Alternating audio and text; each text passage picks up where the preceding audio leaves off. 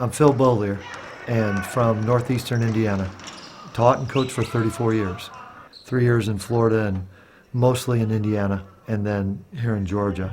We're in our 10th year. The thing that brought us to Georgia is probably unexplainable unless you know who God is. We adopted Michael in 1991. Cheryl and I had already had 2 kids, Eric and Maggie. Within a year, he was diagnosed with muscular dystrophy.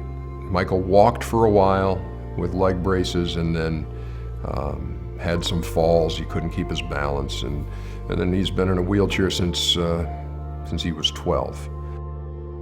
Early on in that first school year, and here's a note from Phil Bollier, says, "I met your son today. What an amazing kid," because Michael's got this great memory and talks about cars and never forgets them. And his favorite thing to say is, "Love you too."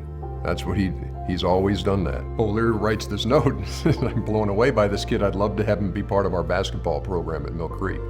Mill Creek High School is a big high school, and I was busy and had my list of things to do, and was walking down the hall when met Michael in a wheelchair and his buddies, and we talked a little bit and shook their hands and said, "See you all later," and turned to start walking away, and I hear, "Love you too, Coach Bollier."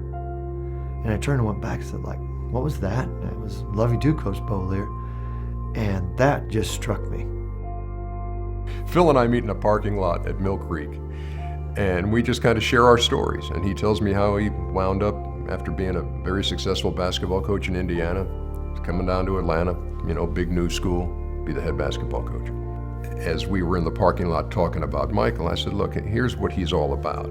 He's all about hanging out with people. He's all about wanting to be included with, just being part of stuff. Everything he does is with every ounce of effort he has."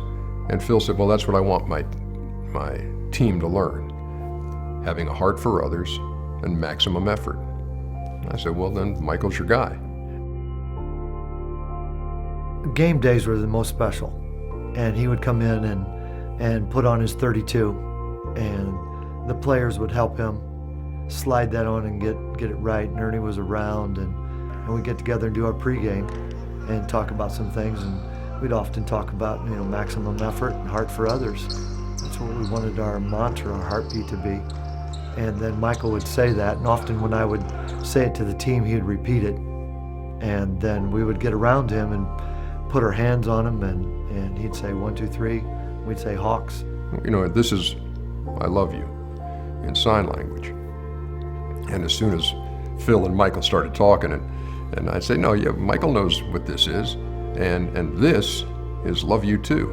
Take the index finger and point at the other person. "I love you too." So Phil starts teaching this to his kids.